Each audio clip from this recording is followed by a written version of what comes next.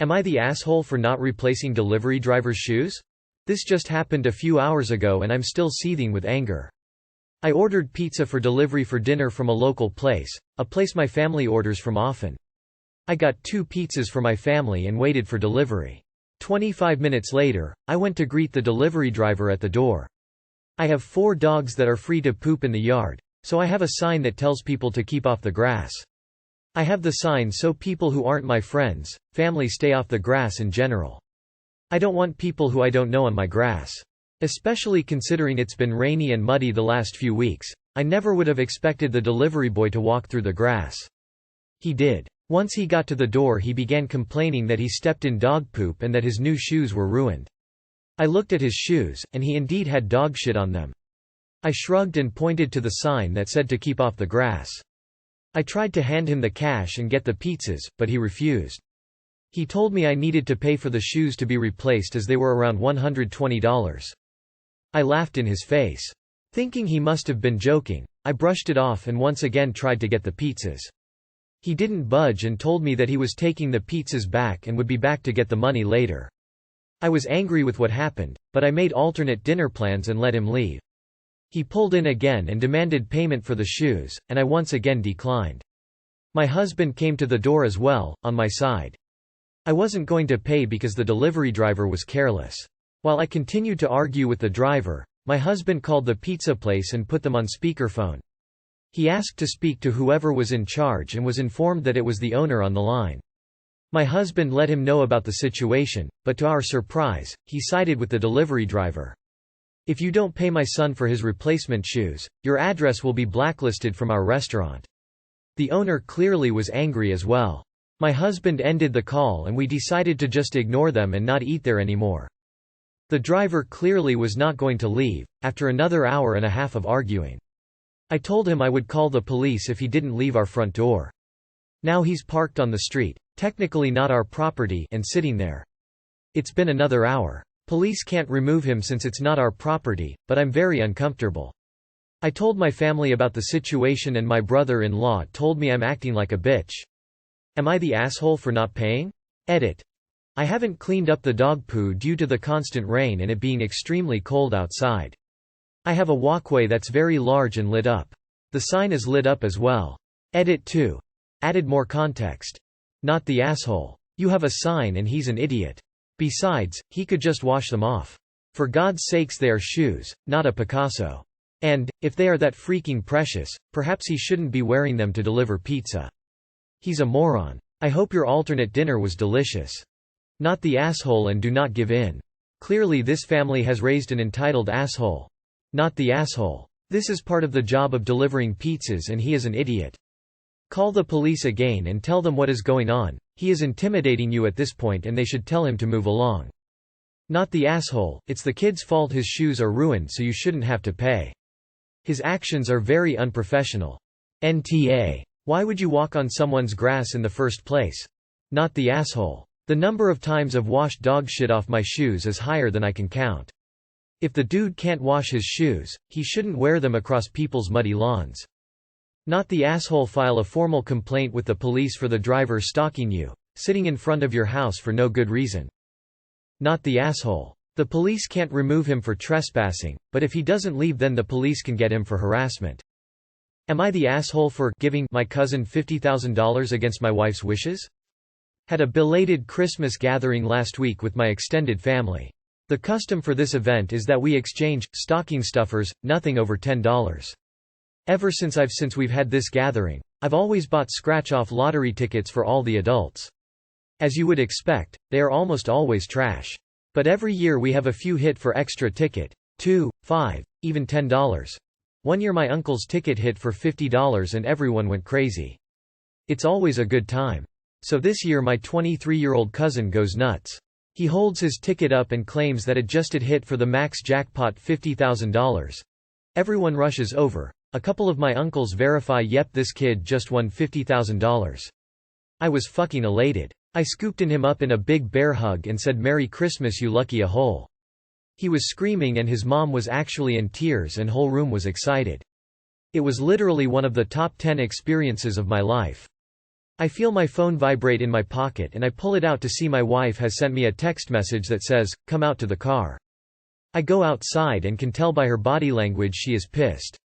She told me there is no way that we are giving my cousin $50,000, then starts fussing at me about buying the lotto tickets to begin with. Two things to explain. I'm not saying that $50,000 isn't a lot of money, it's a ton. But I'm in my mid-40s. I have a 2-decade professional career. My wife is a som by choice. We drive late, model cars that are paid for. Our retirements and the kids' college accounts are fully funded. Our only debt is the house. I'm saying this to show while $50,000 would be nice to have, it's not life-changing money for us. My cousin, on the other hand, just graduated from college. His mom is single and was one of those fiercely independent women who refused charity. She took on extra jobs to help him pay for school. He worked at least 2 jobs himself while going to school full-time and still managed Dean's List. But he still had to take out loans. He landed a job, but he can't afford a car yet or to live close to the office, so he's looking at nearly a 2-hour commute. He's also saving for an engagement ring for his sweet girlfriend of 3 years. This money would literally change this kid's life, and frankly I think it couldn't have gone to a better member of my family. I explained to her that we're not giving him $50,000, we gave him a ticket I spent $5 on. She's not buying, and she won't let it go. She is now demanding I go back in there and take the ticket back from him, saying maybe we'll give him some of it. We argue a little bit. I can't get her to explain why she wants this money so bad other than, "It's ours and you're not giving it away."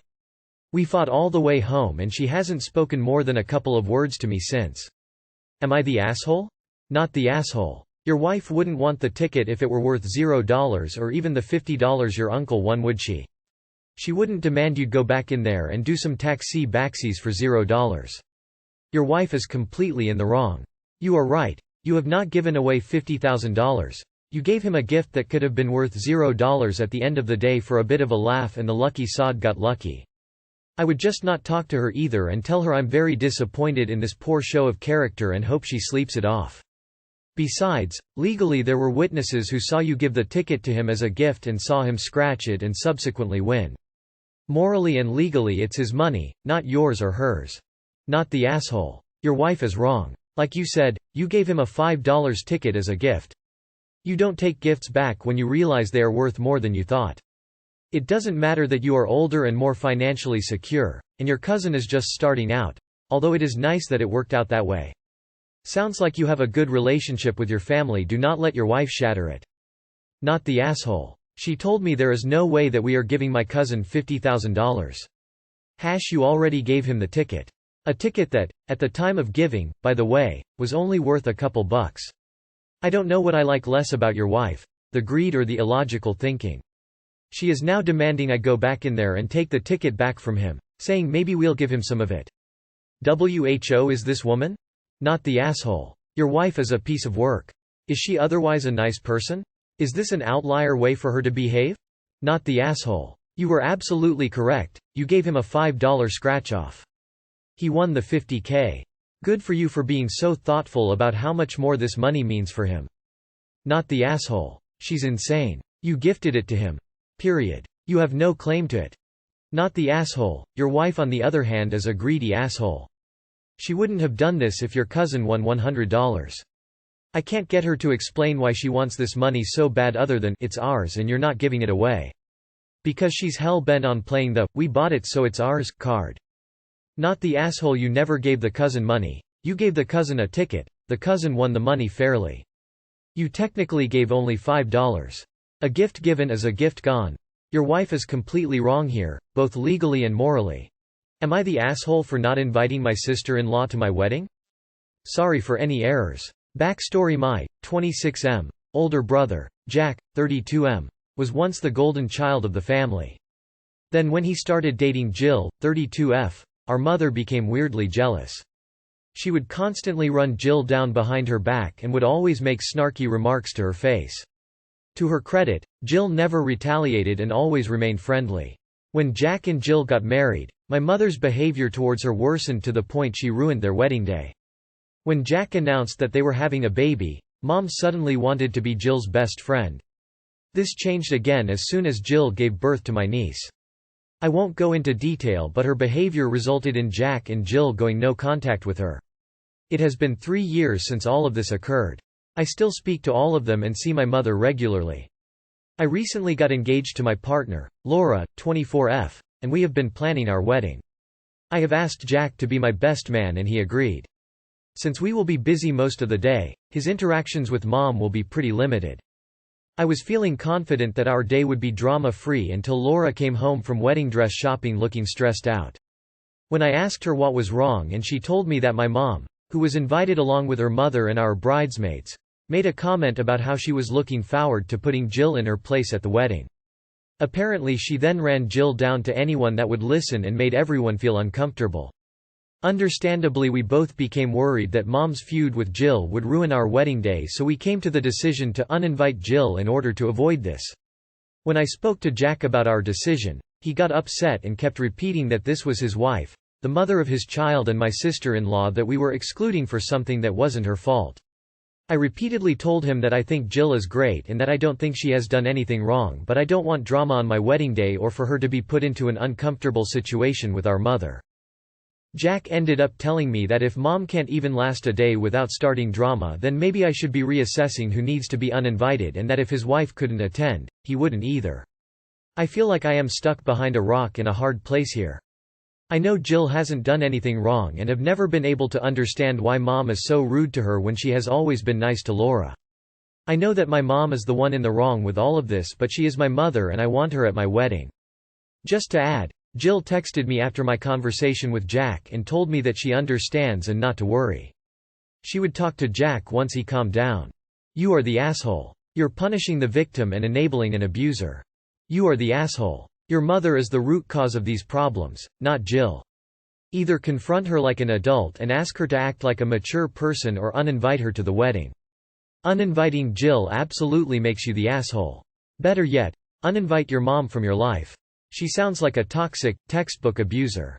You are the asshole. Jack is right. You are punishing the victim of bullying and abuse and rewarding your mom's terrible behavior. Thank goodness Jill has a husband to stand up for her. Laura obviously does not. Everyone sucks here except Jack and Jill. Your mother acts very cruelly to family members, and instead of standing up to her and defending the good people in your life, you do her cruel deeds on her behalf. She will be absolutely delighted to find out you and Laura banned Jill from the wedding. It means she can control you and Laura into alienating your support structure with her basic level mean tricks. You are the asshole. Uninvite your mother, not Jill. You are the asshole, but this is a fairly impossible situation. As you suggested, it's awfully unfair to disinvite your blameless sister-in-law because your mom holds some sort of grudge nobody understands. Talk to your mom. Tell her you want her there, but if she can't promise to behave, she's out. And if she makes a scene at your wedding, that's the last she'll see of you for a very long time. You are the asshole. Your mom is a disgrace, and it's not fair that her terrible behavior is being rewarded. You and your brother should sit down with your mom and give her guidelines as to what you expect her to do and what will happen if she steps out of line. She needs a firm boundary, and you as siblings need to protect each other and your partners and children from her brutality. You are the asshole. Your mother is obviously behaving like a brat and a monster. Why are you taking her side instead of your brother's? You should disinvite her and invite Jack and Jill. Or you should be prepared to never speak to Jack and Jill again, as they add you to their NC list as a person enabling your mother. Plus then brace yourself for your mother to eventually turn on Laura and treat her the exact same way, since this is the kind of person she is. Am I the asshole for putting up pictures of spiders in my room to keep my arachnophobic cousins out? My 17 female, twin cousins, 8 male, have been staying with us for the last week while their parents are getting their house renovated. They're insanely mischievous. They keep running into my room, upending everything, throwing all my stuff everywhere, trying different passwords to unlock my desktop. If I latch the door, they'll bang at it until I let them in.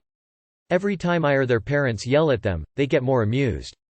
I discovered they're both arachnophobic.